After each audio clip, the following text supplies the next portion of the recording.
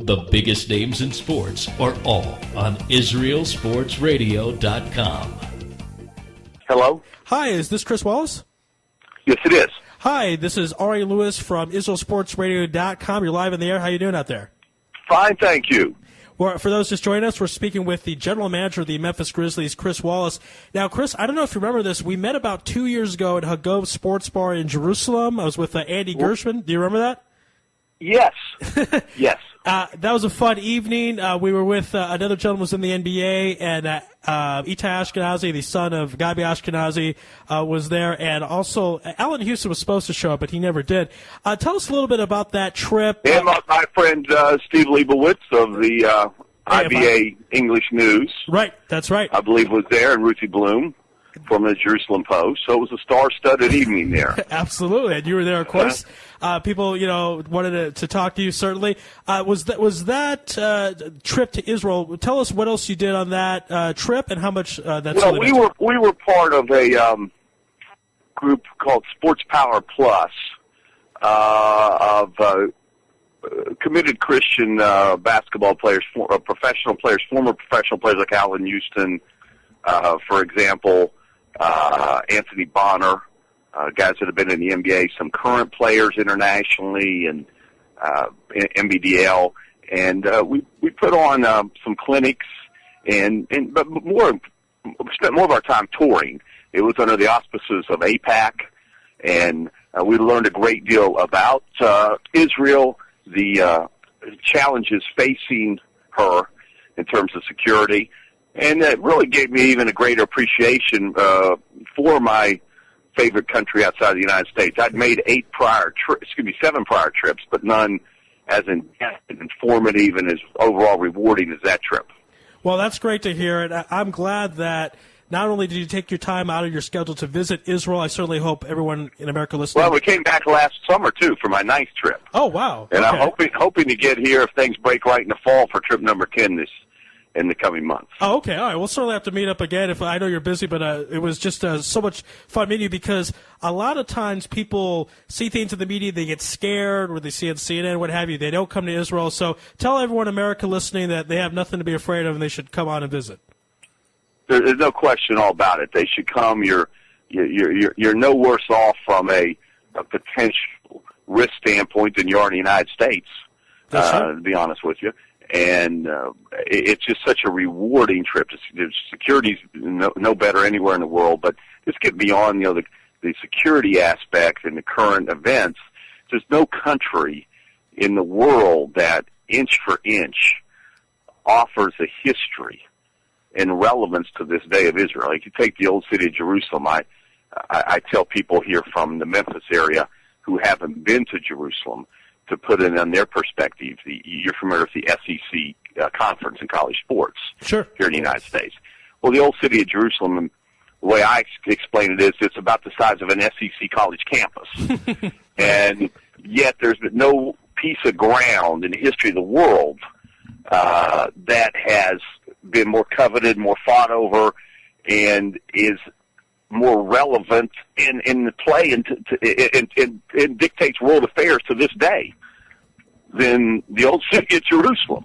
And so I just find it exhilarating anytime I can walk through those stone streets in the old city and anywhere in Israel. There's just countless places to go that historical interest, and it's a happening modern day country too. I feel like when I'm in Tel Aviv that I'm in Miami or Los Angeles, except many of the signs are in Hebrew. That's right. Well, I'll tell you, I'm glad you're saying all this stuff because you're pumping me up. I was in the old city today, and I don't want to say I don't appreciate it, but sometimes I don't think I recognize the historical value and the whole value in general of the old city. So sometimes it takes me hearing that to really appreciate it. So thank you very much for that. Don't take for granted what you have there now. No, absolutely, God forbid. And again, I really appreciate those words. One of the things I want to get to before we get into your work with the Grizzlies, you were the general manager of the Celtics when they drafted Paul Pierce. So you picked Paul at, I believe, number 10. Well, that was a team effort.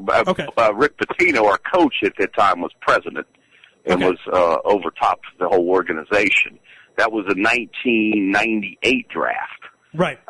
And Paul Pierce unexpectedly slipped to the 10th position and was literally a gift from the heavens for the Celtics. He's absolutely going to, he's a player that I believe right now he currently is second overall in career scoring with the Celtics, and that's a very illustrious list of players that are on their all-time scoring list. I don't think there's any question he'll have his jersey retired and one day hung in the rafters, raised to the rafters of the Boston Garden.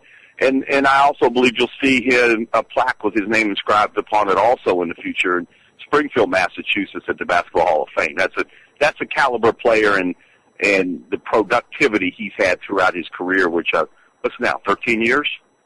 Right, 98 to 14. Yes, 14 because 98 was the longest year short. Yeah, math's not real good. So he, he stood the test of time. He's an all-time Celtics great. So obviously, that was a very beneficial draft pick to the franchise. Okay, and does anyone know why he slipped to 10? I mean, looking it over at the 98. Well, it's partly due to what I would call the process. So, we're in the age of pre-draft workouts, not only in the NBA, but you hear so much about the pre-draft workouts in the NFL. And you have guys run around cones and do vertical jumping, and Paul's not a great explosive athlete in those terms. And there was also some pretty good players in that draft, particularly some that came into play late in the process and got teams excited, for example, like a Dirk Nowitzki. And it doesn't take a great deal. Let's say you're projected the top 3 or 4 to end up sliding down if you get out of that point. Some teams may not need someone at your position, or they don't think they do at that time. Their depth chart doesn't indicate that. Maybe a particular player hasn't worked out for a team, and they won't take a player that hasn't worked out. So I think it was the workouts. Paul, from what I heard, he didn't work out for us. We didn't worry about that. I don't think he had great workouts. Now, he's had a great career so far, so it shows you how important the workouts are. Yeah, absolutely. I think a lot of teams get kicking themselves. That year, the number 1 pick was Michael O'Kane. I mean, and no offense to Michael, but he's no Paul Pierce. So I'm glad to hear from the inside. Well, ironically, the 2 best out of that draft, when you look back and judge the body of work for the totality of their careers, with the 9th pick, Dirk Nowitzki, and the 10th, Paul Pierce. That's right. Dirk was in that draft, too. Also slipped a little bit. It's funny. To do it over, they'd be 1 and 2, respectively. You can argue who would be 1 over the other. But it is weird. Sometimes we look back in drafts and you think, why did this player go down and go up? And so I certainly appreciate that inside information. Now, this will sound kind of a basic question, but we have a lot of people listening, so I want them to know kind of the scoop. As far as a trade occurring, sometimes it's just someone calls up and says, hey, I need a point guard, and you say, well, or hey, I need this, or hey, I need that, or you're with someone, a buddy at a restaurant, he's a general manager of another team. How do trades formulate, if you will? The seeds which bloom in the trades are planted in many different ways. Sometimes you'll read about a team that's having a problem with a player. Maybe he doesn't want to be there. There's a contractual issue looming. There's something that's going to cause that player probably not to be with his current team long term. And then you say, hey, wait a minute, we could use that guy. They could possibly use what we have. And then that sparks a discussion. Oftentimes, you just are randomly calling throughout the league and covering bases of all other 29 teams when an opportunity presents itself. And sometimes it's very specific and targeted where, hey, we need a point guard. They look like they have an abundance of point guards. Let's go see if there's something we can do. But you have to remember, it's a very small number of teams in the NBA. It's only 30. And all the salary information is very readily available to all the teams and easy to access. So there are really no secrets. And there's only 440 players, or give or take a few at any particular time in the NBA. So there's no secrets. If a player has a problem, every other team knows it very quickly. It's not a difficult league to stay on top of simply because the numbers aren't overwhelming. Okay. So, again, we appreciate the information. Now, Raphael is chomping at the bit to talk about the game last night, but before I let him do that, I just want to mention that last year, again, great playoff run, and I'm sure Raphael will get to that as well, with the upset of the Spurs. And I kind of say that, hey, your trip to Israel, that might have been a little karma, if you will. We call it maybe something else in Hebrew. But and it worked again. You were coming on today, and then you guys won last night. So there might be something there. Well, I'm a believer in good karma. I'll take all the good karma, the good spirits, good wishes, all that you can hand out there in any fashion or form. Last night was a much-needed win for our team. We had a very difficult loss to digest in Game 1 of the series with the Clippers, where we were up 21 points at the end of three quarters, and we were outscored by 22. Everything that went wrong, that could go wrong, went wrong over the last 7 minutes and change, and it was the biggest comeback by a team in the NBA playoffs since 2000. Ironically, when my Boston Celtics at that time came back at home against New Jersey and won Game 3. Very difficult loss, but our fans and our players rallied, had a strong bounce-back performance yesterday. Zach Randolph was looking like his old self from a year ago when he was dominant in the playoffs. Did some terrific things around the basket. Rudy Gay's a given for us. He's going to go get 18 to 20-some points every night. And Mike Conley was 11 or 12 from the free throw line, which is very important. So this is going to be a great series. The Clippers have a very deep, athletic, and talented team led by, arguably the best point guard in the NBA, Chris Paul, who was on his A game last night offensively. So I think there's plenty of fireworks yet to come in the remaining games. Hi, Chris. It's Rafael. I want to thank you again for joining us today. It's great to have you on. My pleasure. I want to talk to you more about the game last night. Talk about more about the first game. As a GM, losing that game, do you think to yourself, well, through the first three quarters, we dominated them, so that do you take the positives out of a game like that? Do you try and look back and say, okay? Well, you try to take the positives, and you have to keep in mind that a series, which we're operating on the series standard in the NBA, you got to win 4 games in any particular series. It's not one and done like in the NCAA tournament, college basketball, or the Super Bowl. Give you an example. I was a fan of the New England Patriots when I was in Boston, and they had that miraculous Super Bowl win over St. Louis in 2002 as a big underdog. I don't think they could have won that if that Super Bowl was best of 7 and 4 of the games were in St. Louis. I don't think they could have accomplished that. But with a one and done, anything can happen. So we have to keep in mind that a loss, no matter how devastating, is still just one loss. And as long as you're not eliminated, you haven't suffered the 4 losses, you're still alive. And so you have to take every game as it comes, every possession, and focus in the here and now, and control what you could control, which was last night. So now we're back 1-1. We don't have the home court advantage right now, but we have to go out somewhere over the 3 games that are scheduled in L.A. and take that home court edge back. Absolutely. I mean, you guys had a great game last night. I want to talk a little bit more about Mike Conley, because I actually was in Indiana at the time. He was a point guard at Lawrence North with Greg Oden. And, there's all these funny rumors in Bloomington, where I lived, that at the time, I think, Mike Davis was the coach. And Mike Davis didn't want to said, I only want Greg Oden, I don't even want Mike Conley. And it's just funny to see how that ended up working out. Of course, Mike Conley went to Ohio State, teamed up with Oden. They went to the Final Four, was drafted, I think, in the top by you guys at number 4. So number 3, was it, Ari? Number four in the 2007 draft. Right. Behind Oden went 1, Durant went 2 to Oklahoma City, and the 3rd pick was Al Horford, who's become an all-star, and who's greatly missed right now by the Atlanta Hawks in their playoff series with Boston. Absolutely, but I mean, it was a smart guy. It's so interesting to see how those stories happen. A guy who Indiana basketball didn't give a lot of faith in, and because I think Greg Oden was thinking of going to IU, and then he said, no, I only will go with Conley. So I don't know. I thought that was a pretty interesting story to talk about with you. The next thing I want to talk about, your team has the only Iranian national in the NBA. Of course, we're in Israel. There's all that stuff going on with Israel. I just wanted to learn, how do you guys scout a guy like that? How did you guys scout Hamed Haddadi? Well, the basketball world is a very small sphere.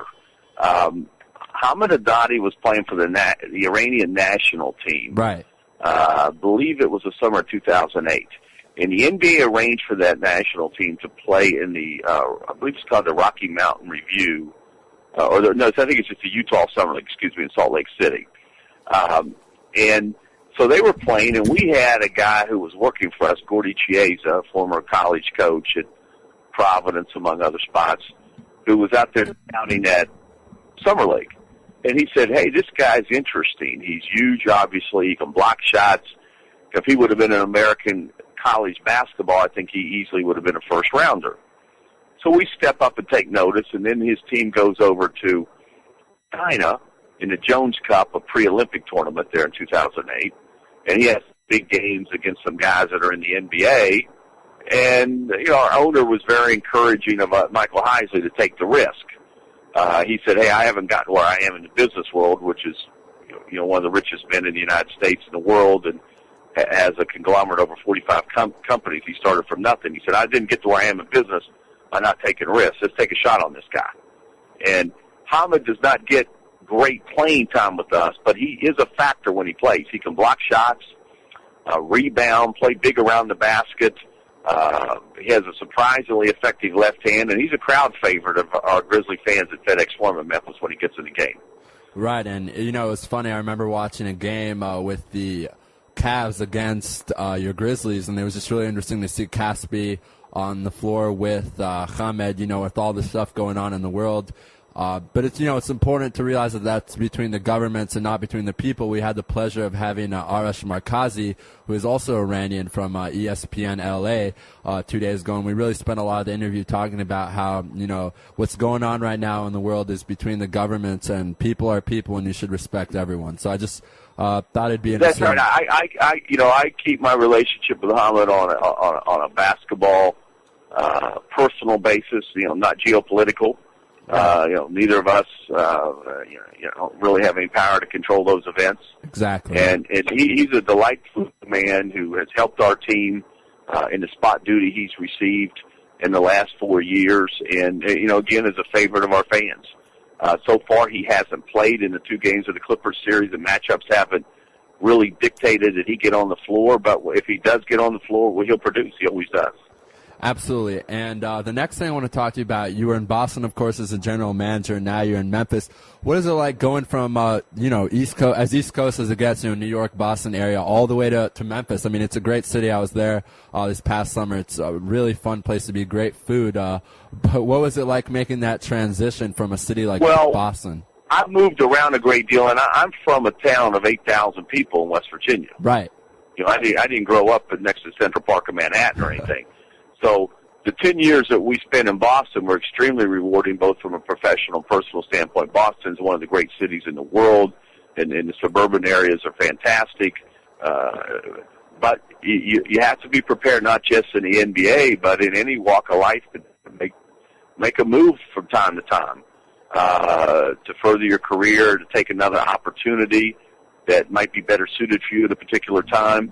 And when I had the opportunity to come to Memphis, even as difficult as it was to leave Boston, I didn't hesitate because I thought this would be a fantastic opportunity. And I'd always had a desire to live in the Deep South and like this city when I came in and out on my scouting travels, and it hasn't disappointed at all. I think Memphis is a terrific city, a family, and I love it here. It's also the foremost basketball city in the South. It's been renamed Hoop City here in the last year. Because the Memphis Tigers collegiate program is very strong. We went deep into the playoffs last year with the Grizzlies, and there's a rich basketball tradition at all levels here in the city of Memphis. Yeah, that's a great point. We actually had the pleasure of interviewing Josh Pastner, and that was a lot of fun. It was right before the NCAA. He's made a great impact on our city and is very popular, and his program is. The interest level here is as great as it is in any college program around the country. You've had some big-time players come out of the high school ranks here, and Anthony Petty Hardaway, for example. It's very strong high school basketball here. And on the professional level, prior to the Grizzlies' arrival as the first NBA team in Memphis in 2001, there were ABA teams. Right. Back when that league was rolling. The Memphis Tams, particularly, we have on, I believe, 5 occasions worn Memphis Tam's green and gold throwback uniforms. So again, even though this is football country in the Deep South, this particular area, Memphis and in the surrounding region, is definitely a stronghold for basketball as well. Yeah, and I understand that you guys have sold out all your playoff games going into last year, and you guys have a tremendous fan base. I know when I was visiting in Memphis, I was in the house of the people we were visiting. All over the house, they had Shane Battier jerseys and that kind of stuff. So I know the fans there are very loyal. And last year you guys has had, amazing run. Such an amazing run that I'd stay up sometimes till 6 in the morning to watch you guys play over here in Israel. Well, we appreciate your support. We're eager to cultivate new Grizzly fans wherever they are, even in a far-flung location like Israel. They don't have to just be here in the Mid-South. Right, and we've had a lot of guys on our program who played college basketball in the United States and now are playing professionally in Israel, and a lot of those guys are from Memphis. And it's really, remember that, Ari? We had Adrian Banks on, who's pretty much a superstar in the Israeli basketball league, and he was awesome to have on. And then we had another. And he led the league in scoring from time to time this year. Who was he play for? Is it Netanya? Yeah, wow, very, very impressive. Yeah, he plays for Netanya. He's trying to make a transition out of the Euro League, which is more competitive. But yeah, he's a great guy. He's very, very big in the community, and Netanya, they love him there. He's head of an organization is involved with a thing where he helps with kids a lot, and he's a really great guy. We really enjoyed having him on. The last thing I want to talk to you about is, again, back something related to Israel and related to Gilad Shalit. Of course, it was such a big story, not even just in Israel, let's be honest, everywhere in the world. And I understand that the Memphis Grizzlies organization was indeed in charge of helping Gilad Shalit get over to the All-Star game with the help of Aaron Tellem. So could you tell our listeners out there? Well, I think that's very nice you saying it overstates our impact. Gilad was coming to the United States. He's a basketball junkie, the highest order, right. And wanted to come to the All-Star game. And a gentleman that I know, and a journalist in Jerusalem, a dear friend of mine, Tal Ben Ezra, reached out and said, "Is there anything you can do to help?" And I simply passed the request on to Arn Tellem, the American super agent, and he contacted Adam Silver, the deputy commissioner of the NBA, and they did. They handed out the passes and the tickets to all the events, and I was fortunate enough to meet Gilad. Wow. In Orlando. I had a brief meeting with him in a hotel lobby, and that was a real thrill for me as someone who's a supporter and of Israel and just has such love for the country. And I was just thrilled to play a very small part in passing this request along, and it was just a real joy to see the excitement and the enjoyment that he was taking out of All-Star Weekend. He just loved it and attended many events, and we're happy to assist him in any way possible with in his love of basketball and expanding on his love of the game. I mean, I think that's great that he's such a huge fan, and we're obviously huge fans of him, and we say our prayers every day that he's back in his homeland with his family and out of captivity. Yeah, and you know what? It really meant a lot to the people of Israel. It was very big in the media here. There was a very, very famous picture, I don't know if you've seen it yet, of Omri Caspi next to Gilad Shalit, and that picture is just really powerful. It was all over the media here, not just the sports media. It was on the front page of every newspaper. And I think they met at the All-Star game, or maybe not. Yeah, of course they met at the All-Star game, and that was a very powerful moment. So, as an Israeli citizen, I'd like to thank you for helping in that and being at least a part of that. Well, it was a real honor to get to meet Gilad, and again, he loves the game of basketball, and that's the beauty of this game. It's not just a competition, but it's something that really binds people together, connects people of different ethnic groups and races and religions and nationalities. It's a common worldwide language. As you probably know, basketball is, on the participant level, is the number 2 sport in the world, only behind as we call it, soccer, but I guess the rest of the world, football, non-American football. Right. I've been fortunate enough, and this is really probably the most satisfying part of my 25-plus year career in the NBA with 7 different teams. I have had NBA teams pay for me to travel over 20 countries and over 50 cities.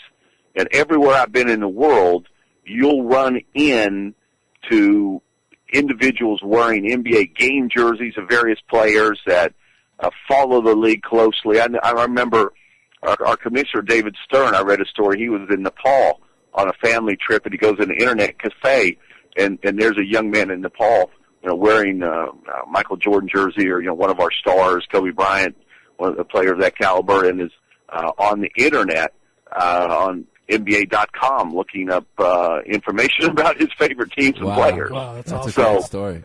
So the NBA is truly a global sport. Every year we have roughly about 18% of our player base is foreign-born, and our games are broadcast in over 40 languages and well over 200 countries.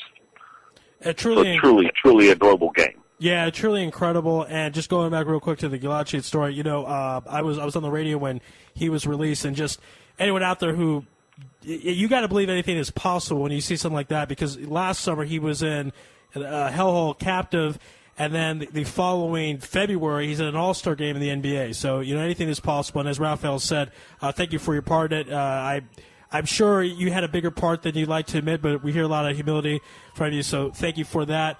And we have to run. We have to end the program, but we certainly thank you for your time here on Lewis Live. The general manager of the Memphis Grizzlies, Chris Wallace, here on Lewis Live and IsraelSportsRadio.com, and good luck in the rest of the playoff series. And we hope you win and move on in the playoffs.